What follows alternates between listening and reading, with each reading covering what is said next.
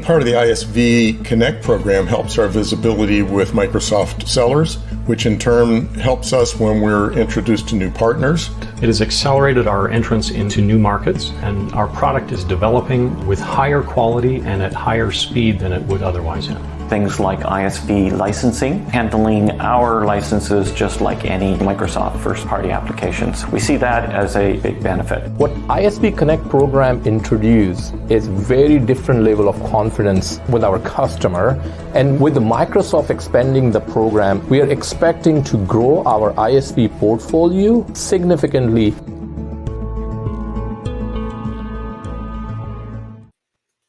Well, good morning, good afternoon, good evening, everybody. Thank you again for making the time to watch another installment of ISV Connect Live. My name is Brian Galicia. I lead our global business applications ISV business here at Microsoft. And it's an honor and pleasure to have Andy from Clutch organization to talk about some of the great innovation that they've been driving very closely with us. Before we get to Andy, let me do a quick couple housekeeping items. One would be we'd love to have you comment where you're watching from. So in the LinkedIn window, if you just want to type in, maybe you're watching from the East Coast where Andy's taking this call from, or you're watching from the West Coast where I'm doing the call from, or anywhere in between. We'd love to hear where you're watching from. And so if you want to just type in the LinkedIn window, just the place you're watching from, we can do a quick shout out. Second is throughout the conversation, if you do have a question, we do have the opportunity towards the end of the dialogue, and we typically have these run for about 30 minutes. Towards the end, if you have a question, feel free to also type that in the window, and I can ask that live in front of Andy to have Andy respond to it. And then throughout the dialogue, if you want to utilize one of the emoji icons, like, support, etc., that also gives Andy and I insight and visibility to know that the content we're actually sharing out is resonating. So without further ado, Andy, thank you so much for making the time and to join us today on this LinkedIn Live event. Yeah, no, Brian, thanks for having us. I think we're really excited to be at this point in our partnership to be able to have these kinds of conversations. I love it. So let's go ahead and get started and just provide a little bit, Andy, what do you do at Clutch? And then the one icebreaker I like to have through the many people watching this potential live event, or maybe the replay for people who might come across this after the fact. What's one thing not on your LinkedIn profile that you're open to sharing? Yeah, so my role as a co-founder at Clutch is Chief Strategy Officer. So I kind of play a utility role across the company. Some of the disciplines that do roll up to me are sales, marketing, partnerships. I'm kind of the tip of the spear as it relates to sort of external communications in general. We can obviously unpack a lot of what Clutch does as we kind of carry on the conversation. But I think in context of this, loyalty, generally speaking, is what we're synonymous with. And loyalty can take a lot of different forms that we can kind of get into as we think about what does loyalty mean today, because there's been an evolution in the concept of loyalty over the past 10 years that we've helped spearhead. So looking forward to having some of that dialogue. But to answer your question, what's one thing on my LinkedIn profile or not on my LinkedIn profile? So I'm an athlete. I grew up as an athlete, and Brian, prior to the start of the call, we were talking about sports. And one thing that I'm really proud of that I don't think is on my LinkedIn profile is that I actually coach travel soccer and lacrosse. My two daughters play both. Big commitment, lots of time, lots of energy, but I actually get more satisfaction out of being a coach and kind of paying it forward for these young athletes than I did as an athlete myself. And it's not something I expected. I just did it because I'm a dad, and I guess that's what parents do is we volunteer to help our kids along. But it's been a great experience and something I'm really proud of. I love it, Andy. And it's funny you say that. I'm laughing because my oldest daughter plays on an AAU basketball team. We're actually going on one of their last tournaments in California in a few weeks. I'm not their coach.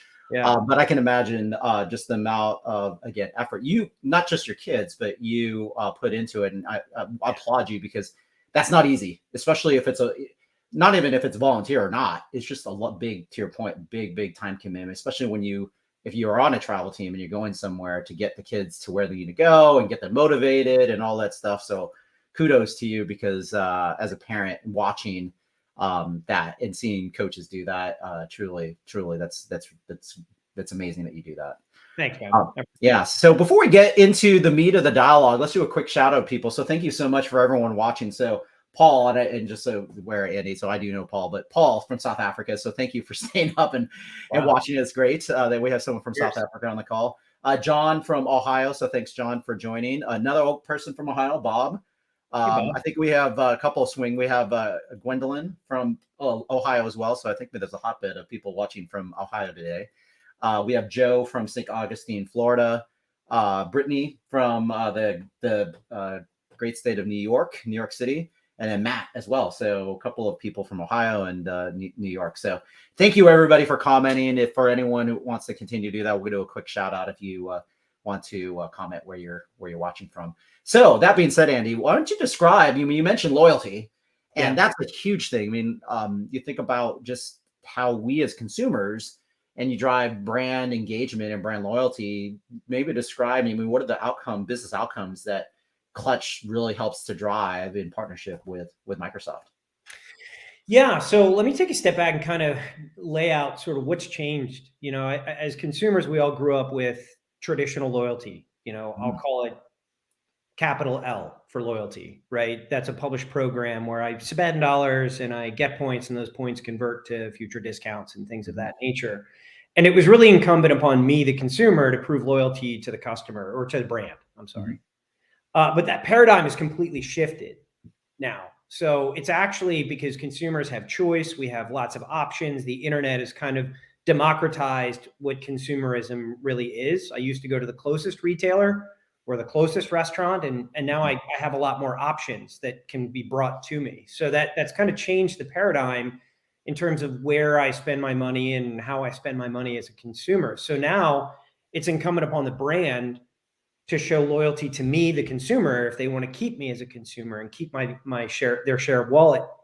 So that's what we talk about when we think about lowercase L, or just the general emotional state of loyalty towards a brand. I either love what they stand for, I love their products, I love their environmental policy or their equality policy, or whatever the case might be. I have an affinity that goes above and beyond any compensation, right, that I might get in a loyalty program itself. So this common theme of what loyalty has become is sort of transitioned into this ideal of individualization. I think a lot of marketers have been honed in on this concept of personalization, which is really a marketing construct of when an email arrives in my inbox, it's addressed to me as a person, right? And there are general themes that go beyond that. But the idea of individualizing my experience is really where the entire industry is going. And it's where brands are trying to desperately get to. I might look very similar, Brian, to you in terms of demographics. I'm a male between this age and that age, and I have kids and general habits that might look like yours. But you and I are clearly different people. We're motivated by different things. We're demotivated by different things. So it's really difficult when you're a marketer to try and extract all the value and show all of that love and attention that you're trying to extend out to your consumer if you can't put your finger on all of those differences between you and I. And that's really what our platform is accomplishing, is enabling a marketer at scale with tens of millions of consumers in their database to individualize experiences and offers and communications to those people so that we can get the best possible outcome on an individualized basis. I love it, Andy, because you think about personalization, it's so important, where it drives why you want to come back. And I use the best example of, like, we all drink, well, I think most people drink coffee, and you go to Starbucks and you have the Starbucks app. I think tons of people have the Starbucks app, and you pull it up, and it provides these star points and all this stuff. And it kind of gets you to potential, if you have a good experience, gets you to come back.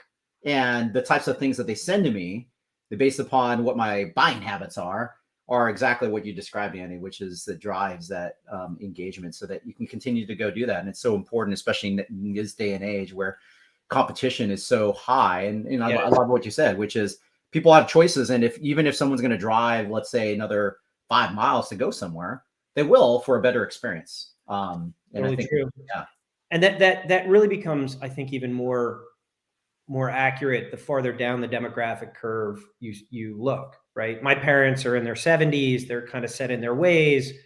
They might embrace some of the digital channels that marketers are exposing, but they still like to go to the same store and talk to the same associate and have their own experience in that regard. They created a very personal relationship.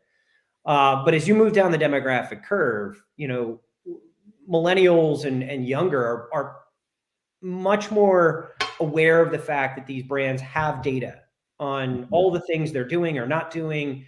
And there's this underlying expectation that data is going to be used to create a better experience. And when they fail to deliver on that experience, it's noticeable. When a brand sends me an email for a product that I already bought that has a discount associated with it, that creates a really negative experience. And it's probably something we can all relate to. Because now I feel like, wow, if I just waited, I might have gotten a discount. Right. And that's not what the brands are trying to do. Or when they email me products that I have no interest in, right? It's a missed opportunity. It's a misplaced touch with the consumer. And it over time kind of turns you off and I stop listening. But, what the marketers across the board are looking to accomplish is they want to drive incrementality. You asked about business outcomes. And the idea of incrementality is, there's a lot of different ways that you can think about it. It could be increasing the number of transactions I create as a consumer. How many times do I purchase with you? Or across which categories? If I go to a grocery store, am I only buying produce and I'm not buying dry goods? And so they want to optimize the relationship and they want to increase the amount of engagement. And that translates to the communications I open, the social posts I might post, the product reviews that I might offer, the number of times I come and transact, not just the amount that I'm transacting. Those are all different KPIs and business outcomes that are being driven directly by loyalty technology today, because it's enabling the marketer at scale to optimize down to the individual to get the and one that they're looking for out of that person. Yeah. I love the examples, Andy. I mean, I think grocery store is another, because it triggered what you just commented on. Grocery store is another good example where I don't think you have QFC in the place that you are, but it's owned by Kroger's and the much bigger brand chain. And that example of whatever you're buying, they send coupons out. And I always find it fascinating because guess what those coupons are for? Stuff we've bought in the past. And potentially I see things in there that I haven't bought, but they're relatable to the things we have bought. That gives, again, that to your point, the brand recognition. So you keep going back. So here's the interesting thing, groceries complicated, and not that all industries aren't, but grocery, obviously lots of volume, lots of products. The average grocery store has like 250,000 products in it. So that's a lot of information to crunch and a lot of decisions to make. And again, when you're taking kind of a historical approach to marketing of here's a persona, here's a male between this age and that age with 2.5 kids and a dog and a white picket fence and blah, blah, blah, right? And you're just trying to market to that general persona. You're just missing all of the nuance. And the other reality is we as consumers, we change. We're not always the same person, right? So true fact, pre-COVID, I was really focused on my health. I'd gone predominantly plant-based. From a diet perspective. And so I think there was missed opportunity to personalize or otherwise individualize the marketing that I was getting based on the products I was buying from the grocery store, which were different than the products I was buying 2 years prior to that. During COVID, I switched to a typical diet, mix of everything. Now coming out of COVID, I'm trying to get back to a healthier diet. So I'm the same person exhibiting different buying decisions over time. And that's a relatively condensed amount of time. So the ability to kind of recognize that change in consumption behavior and individualize or personalize those communications. So when I'm getting an email, it doesn't have a big T-bone steak on the email. It's got, a salad or fruits and vegetables or other things that are more in line with how I'm exhibiting behavior today. That real-time shift in behavior is something that is impossible for a historical marketer using legacy systems. They'd never be able to get to that level of granularity and individualization. That's why you need these contemporary technologies that Microsoft and Clutch have that can drive those individual outcomes in real time. based on real-time changes, real-time data, real-time behaviors. Yeah, no, well said, Andy. And it is so complex because I love your example because buying behavior changes. I mean, we're not the same person 10 years ago, 20 years ago, 30 years ago. And you want to see those, not highs and lows, but more of those changes in behaviors and accommodate for that. And so maybe before we get to the question on the ecosystem, maybe what are the target industries? What are the scenarios you typically have found that Clutch works super well in? Yeah. Anything with loyalty, you think, oh, well, anything. But like, what are some of the specific industries that you've been finding that really, with these marketing resources that are looking at how do we solve this challenge of driving the right engagement, the right loyalty with our customers? What industries have you typically seen this really come out? Yeah, so the battleground really started with specialty retail, fashion, apparel, luxury goods, things of that nature that have a contemplating buying cycle. You might shop there once a year, twice a year, once a quarter. Mm-hmm. Not grocery. Grocery kind of came on a little later. But 10 years ago, retail was pushing really hard to get to omni-channel, right? And so they wanted to have a consistent experience on e-com as they do in-store and so forth. So we kind of solved the data problem of identifying the consumer that's shopping online and then converting in store or vice versa so that they have that universal look. And that really drove the whole idea of personalization. So specialty retail is where we grew up. And we've learned how to solve a lot of the problems that specialty retailers run into. Now we're working on portfolio level. So there are holding companies that might own several different brands. Maybe they're similar in characteristic or product type or not. But now they want to understand, where do I have opportunities to cross-pollinate? So now they're looking at these individual brands by themselves, but also together. And they're trying to drive consumption across brands, not just within the same brand. So there's different ways to think about optimizing consumption, optimizing experience. Next came on with consumer packaged goods. So we're solving a lot of problems where the manufacturer of the product that might sell at a grocery store doesn't really have a relationship with the consumer that buys that religiously, because that data is owned by the grocer, not by the manufacturer. So now manufacturers want to reach through the aisle and to that consumer to start to create a relationship more personalized with them and start to be able to understand what else they would like or how they might be able to extend the relationship that they might have through the lens of one product. How do we expand that across a portfolio of products that manufacturer might create? So consumer packaged goods kind of came on as a fast follow to specialty retail, then hospitality, restaurants and hotels and organizations like that. And then now the emerging markets that we're starting to see are healthcare, insurance, financial services, where, as consumers now, when I go to my doctor, when I go to my bank, when I go to, my insurance company to change my policy, I have to constantly re-identify myself and revalidate that I'm a good customer and I'm a loyal patient. And this whole concept of consumerism is now being portrayed across every touch point we as consumers have. Right. So retail kind of set the expectation. And now what I would consider more laggard industries that were slower to pivot into contemporary marketing technology are aggressively trying to move in this direction because they need to hold on to their customer and their patient and engage them in a way that's just more individualized as well. Yeah, I mean, it's well said, Andy. Could you think about that experience in those laggard approaches? Insurance is a good example. I mean, you think about like every year or however someone pays their premium, that you have a choice. And sometimes that perception is, oh my gosh, it's so hard to change. But if you're not having that great of experience, you're like, you know what? It's a commodity. I can get the same insurance from any company. You're like, if you're not feeling special, you're going to move on. And that's what you just said. It was spot on. Yeah, I mean, they spend 90 to 100% of their marketing budget on acquisition, trying to acquire new people, which is the same thing that retail did. There was a point in time 8 to 10 years ago where there wasn't a retention marketing budget. Everything was acquire. And it's true. You constantly have to be acquiring new customers, but this idea of retention has really kind of taken hold. And I challenge you to tell me the last time you got any kind of communication from your insurance agent. about like, hey, how you doing? You know, what else could we be doing for you? You know, it's like once you're acquired, it's like you're gone.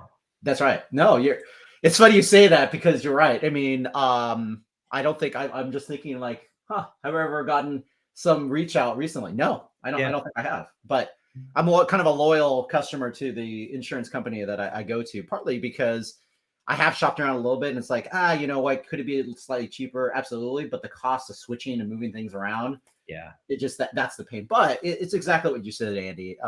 Is you want to keep that touch point because especially in the subscription economy and the consumption model that really has shown that like, hey, you want to drive customer loyalty because it's very easy for someone to just switch your service off.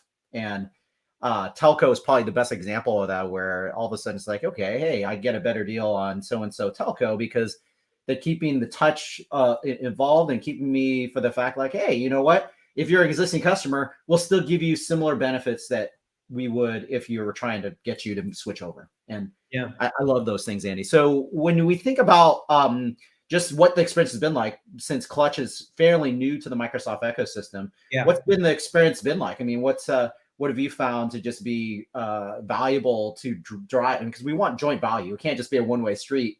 But Sure. what's that experience been like just being part of the Microsoft ecosystem? Yeah, I mean, there was obviously a courting process on both sides where we were kind of testing out, you know, what is the joint value proposition, what is the relationship, and I would say that whole process, you know, creates a lot of positive emotion. And a lot of times when you go into an execution cycle of something complicated like building products and integrating technologies, some of that love can get lost. And we didn't experience any of that in this particular experience. It's been really great. We've had some great technical enablement, really strong reception. Everybody that we've met, whether it be on sort of the tactical field sales side of things, the solutions engineering side of things, the executive sponsorship has been fantastic. It's been really warm. I think there's great alignment between the philosophies and sort of the culture of our company and everyone we've met at Microsoft. It's been a really great experience. And I'm not just saying that because we're on a Microsoft podcast. I'm saying that because it's actually true.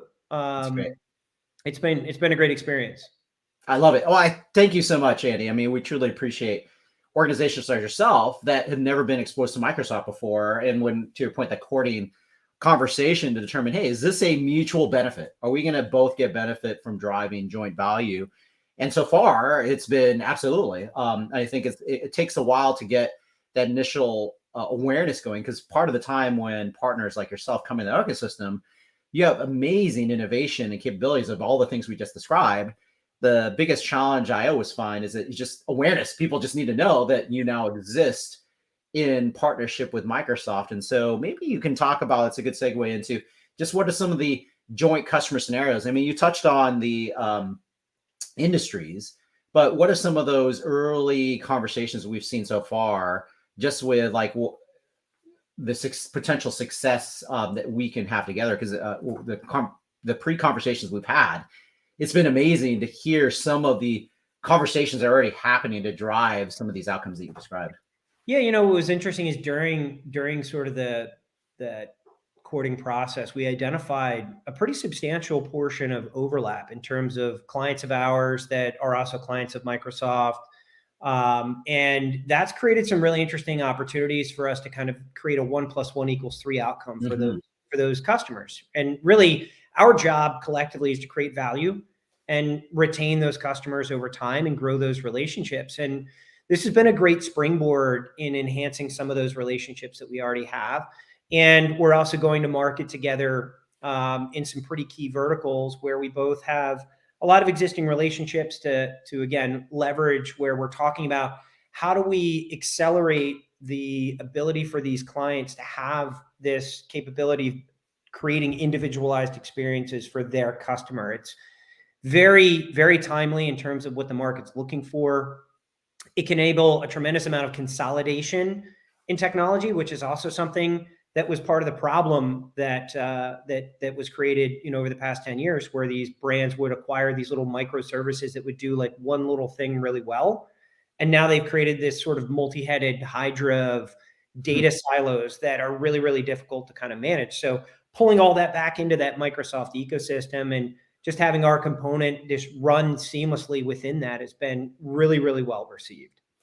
Yeah, thank you, Andy. Absolutely. And I mean, to what we're talking about, just the partnerships that you have with some big software integrators that Yeah. have a scenario around it.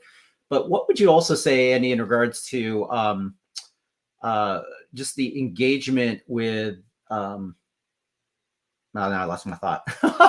That's okay. I just realized I was going to ask you something very, very poignant. But with 5 minutes left, maybe you can describe. Oh well, I'll give it open to the people listening. If you have a question for Andy or just the dialogue we have, feel free to put it in the window. And we have about 5 minutes left. But maybe Andy, you can help us close out with how do people get started? Oh, that was what I was going to ask you. What are some of the things that you typically have seen with people who don't have your solution?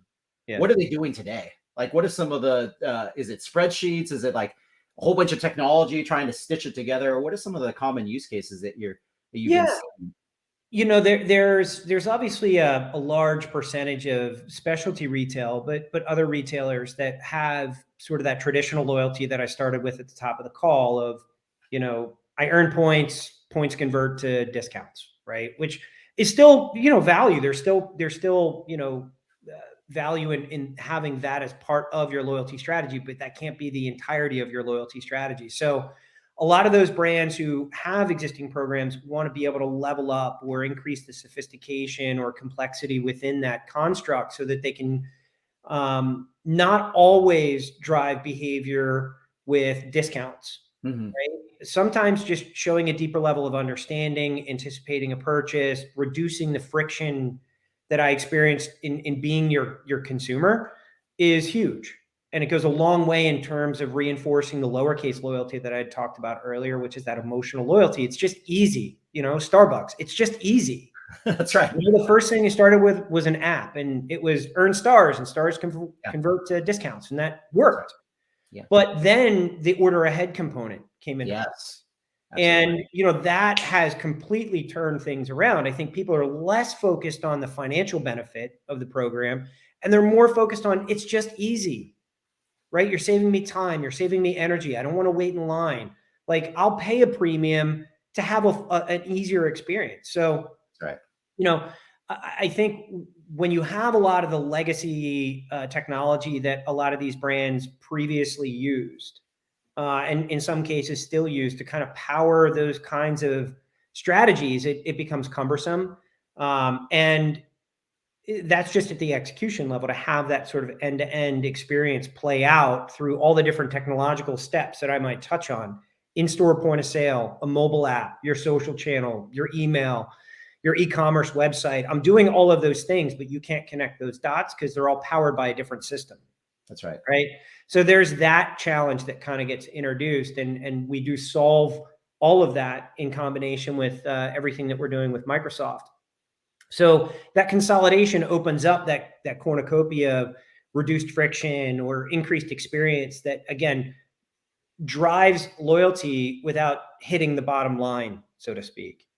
Right. So I think there's a lot of different strategies that can play out. But, you know, when you talk about the marketer, right, whose job is to create incrementality, I have to acquire new people and I have to make them more valuable.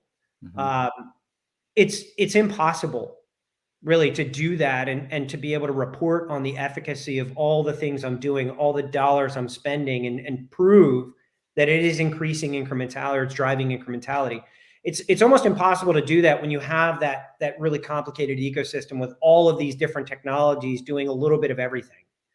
So again, you know, you have to clean up the ecosystem. You have to clean up the marketing stack. You have to clean up the technology piece of the puzzle. Try and get as much consolidation as you can, enable to unlock the marketer to go do everything that they're on the hook to do, to create those experiences, to drive that incrementality, to drive capital L and lowercase l as well. Gosh, I love it, Andy. Well said. And just the ability for Clutch to take all those disparate types of things and make it streamlined. So it makes that ability to pull that stuff together to drive that, to your point, incrementality of new acquisition, retaining customers. So with with about a minute I have left, what would be next steps? Like if someone comes across this either live or watching the replay, what would you recommend as kind of next steps for people to take to learn more if they're interested in learning more? Yeah. So if you use Microsoft today, go to appsource.microsoft.com and you can search for our listings there. There's 3 of them: Clutch Loyalty for Marketing, Clutch Loyalty for Commerce, Clutch Loyalty for Sales. You can also go to www.clutch.com and we'll be happy to talk to you and walk you through our solutions in context of Microsoft. I appreciate it, Andy. And because we're doing this on LinkedIn, feel free to also send a LinkedIn request, or a message or connection requests, because that's another way to engage as well. And myself, I put on the window, as Andy mentioned, just to make it easy. You could go to appsource.microsoft.com, or you could just go and take a screenshot of this and type it in later, aka.ms/clutch loyalty, and it actually takes you to the innovation and the IP that Andy talked about across the 3 different scenarios that they integrate with the Microsoft Dynamics platform: commerce, Dynamics 365 marketing, and sales. Any last words, Andy, before we run? And for those who want to stay on for another 35 seconds or so after the conversation ends, we do have a great kind of a video that really describes the innovation and recaps the great conversation that Andy and I just had in a very nice, concise 35-second video. But any last minute words, Andy, as we close out the session? I'll close it out the same way I opened it, that we're really excited to be at this point in our partnership and really excited about things to come. Great. Andy, thank you so much. I truly, truly appreciate the investment you've made with what you've been doing. Clutch team, thank you so much. And again, thank you everyone for taking the time to watch this. We have one more show before the end of July, next week on Monday. Again, we do these things every Monday at 8 o'clock West Coast time. So look for another installment of ISV Connect Live. Thank you again, Andy, and thanks, Clutch. Thanks, and Brian. everyone. Take care. Bye-bye.